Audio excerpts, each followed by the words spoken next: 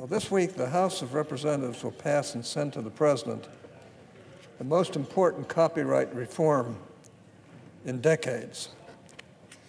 The name of the bill, which passed this body by unanimous vote last week, is the Orrin G. Hatch Bob Goodlatte Music Modernization Act.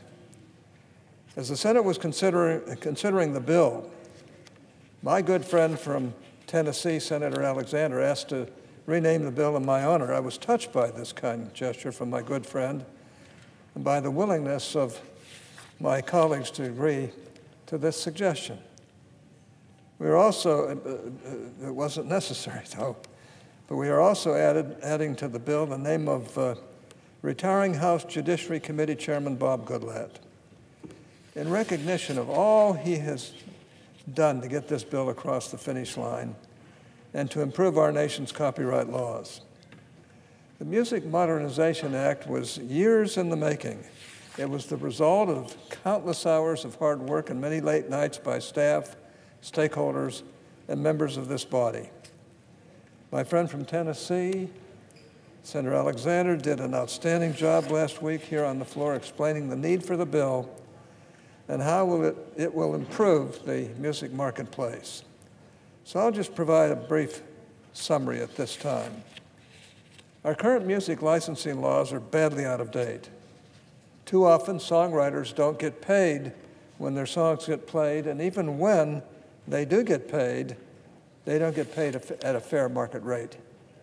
This has made it increasingly difficult for songwriters to make a living doing what they love and has harmed our entire music industry. Some have even left the capacity of writing songs. They've given up, and I really lament that. Songwriters are the lifeblood of American music.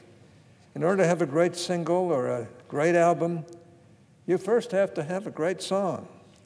You need the music, you need the lyrics, and you need them to fit together in a way that makes you feel something, that tugs at your heart and your heartstrings, that makes you feel excited or peaceful or nostalgic.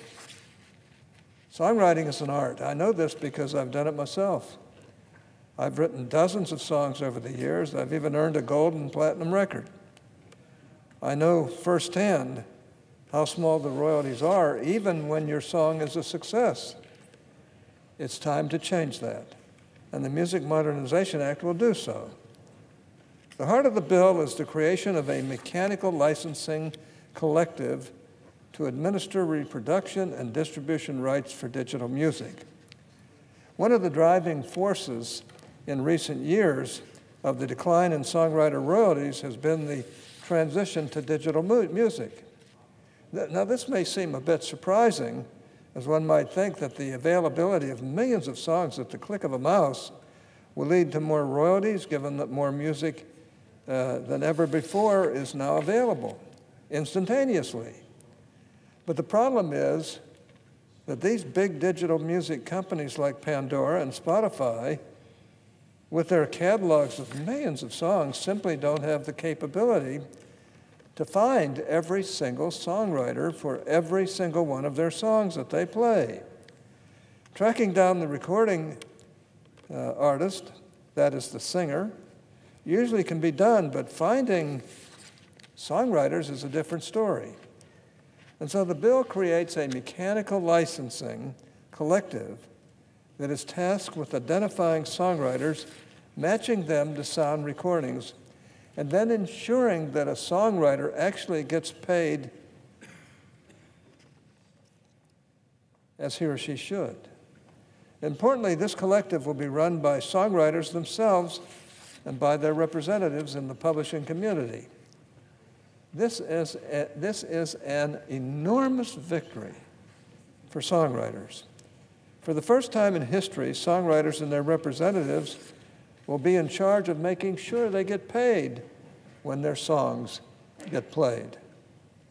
Now, this is not the only thing the bill does, not by a long shot. It also changes the rate standard for reproduction and distribution rights to ensure that songwriters get paid a fair market rate. And it provides important protections to digital music companies.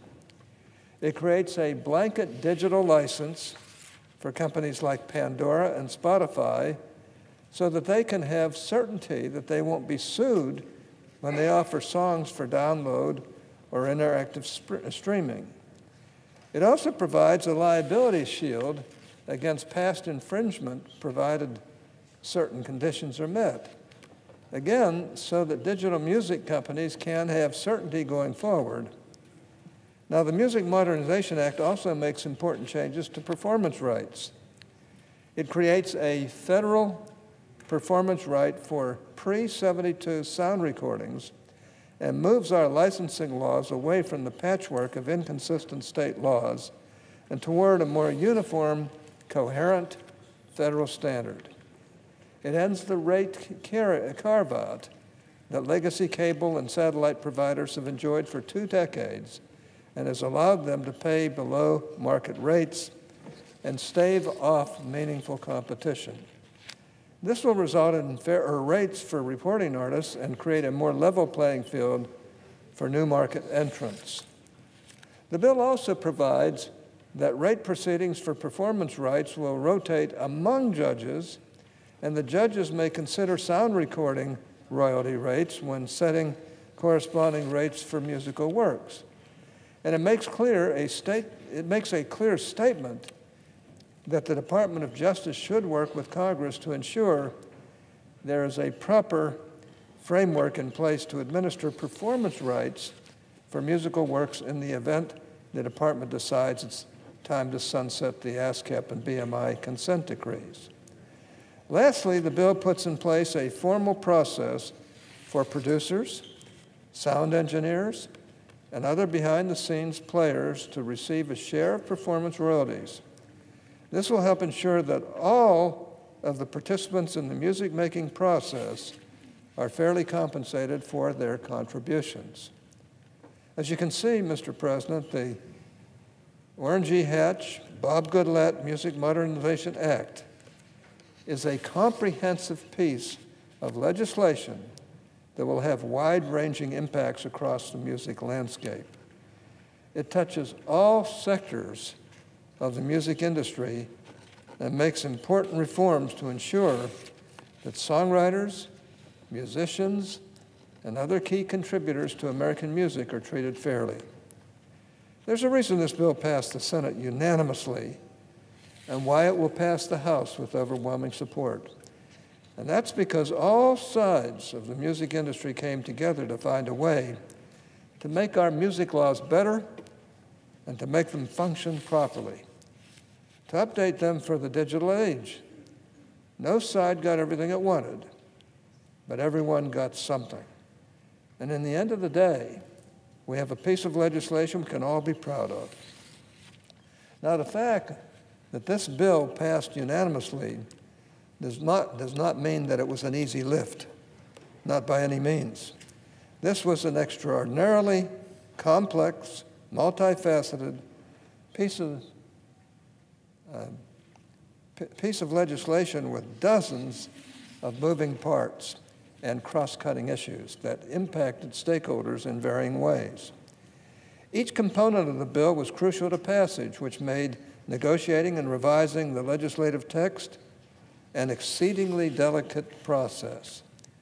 There were numerous unexpected developments along the way, each of which had to be handled in a manner that did not upset the bill's careful balance. So I need to spend some time today thanking everyone who made it possible for us to get to this point. How often does the Senate pass a 186-page bill unanimously? Almost never. That alone tells you how well the bill sponsors and their staff managed this process. I first need to thank Senator Alexander, my dear friend from Tennessee. He has been by my side throughout the entire process. Senator Alexander is a tireless advocate for songwriters in his state, and for music in general in his state. This bill will not be on its way to the President's desk in short order without all of his hard work, and I acknowledge it and compliment him in every way for it. And Senator Alexander's staff has been outstanding as well. In particular, I need to recognize David Cleary, his chief of staff, Lindsey Garcia, his general counsel, and Paul McKernan, his former legislative assistant. They were wonderful to work with and deserve tremendous credit for this victory. I next need to thank Senator Whitehouse, who has been with me throughout this entire journey as well. His chief counsel, Laura Quint, has been a terrific help and an important liaison with my Democratic colleagues. I also need to thank Chairman Grassley, who shepherded this bill through the committee and made important contributions to the bill's oversight and transparency provisions. His deputy staff director and chief civil counsel, Rita Laurie, put a lot of work into this bill and into the accompanying committee report. Her determination and dedication made this bill better and helped bring us to this point today. Ranking Member Feinstein also deserves significant credit, as does her counsel, Anant Raut. They helped make this bill a bipartisan success. Senator Coons also played a pivotal role in this legislation. He was the champion of Title II, the Classics Act, which creates a federal performance right for pre-72 sound recordings. Special recognition goes to Jamie Simpson in his office, who led us through some challenging negotiations and made sure we came out all right. Senator Kennedy was the Republican lead on the Classics Act, and I'm glad to have had this opportunity to work with him and with Nick Hawatma and Brittany Sadler from his staff. I also need to recognize two House colleagues. First is Representative Doug Collins, who has fought tirelessly for this bill. He and his staff have been unstoppable. Every obstacle, every hurdle, they have worked to overcome. And even after the bill passed the House, they did not let up. They were 100% committed to this legislation, and I cannot thank them enough for everything they have done. Brendan Belair, Representative Collins' chief of staff, and Sally Rose Larson, his legislative director, have been absolutely outstanding. The other House colleague I need to recognize is my good friend Bob Goodlatte, the chairman of the House Judiciary Committee. Like myself, Bob is retiring this year. He's been a wonderful chairman. I've had the privilege of working with him on a number of initiatives that have become law, a whole raft of them. I'm so glad to have had the opportunity to work with him on this legislation before we leave office, and am so pleased to share my name with his on the bill. I'd also like to give a special shout out to his chief counsel for intellectual property, Joe Keeley, who played a crucial role in shepherding this bill through the House. Now, I need to turn to industry stakeholders who came together to make the compromises that made this bill possible and who did a superb job of educating Congress on the need for this bill and how it's going to make a difference for songwriters and musicians. First are Nashville Songwriters Association International and Songwriters of North America, who helped me and my colleagues understand how our current laws are hurting songwriters and what we need to do to help them. Next is the National Music Publishers Association, who refused to give up on this bill even when the path forward looked murky at best. ASCAP and BMI were also crucial players who helped energize tens of thousands of songwriters to support this effort. I next need to thank the Recording Industry Association of America, as well as Sound Exchange and the Recording Academy, for their work on behalf of recording artists and their willingness to make the necessary compromises to get this bill through. The Digital Media Association and its member companies, including Amazon, Apple, Microsoft, Pandora, Rhapsody, Spotify, and YouTube, also deserve special recognition. They were essential in helping me and my colleagues understand the uncertainties of the current digital music marketplace and why the reforms in the Music Modernization Act are necessary to the continued growth and success of the digital music ecosystem. The Internet Association similarly played an important educative function, and I thank the association and its members for their support.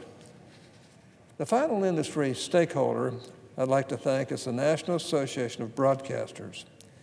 In particular, I'd like to thank the association for its willingness to compromise and for the support it lent to later stages of the legislative process.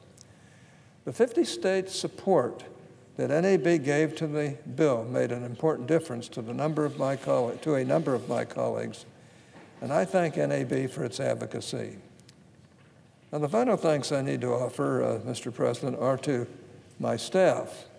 This bill would not have happened without them and their tireless dedication. I'd first like to highlight my communications team, Matt Whitlock and Allie Riding. They did a terrific job putting together materials to help other offices and the public understand this bill and its importance. They also showed some pretty serious video production chops. I'd next like to thank my legislative director, Matt Jensen. Matt worked diligently behind the scenes to identify the proper vehicle and offset for the bill. He reviewed just about every fund and fee in the entire federal government and would not give up.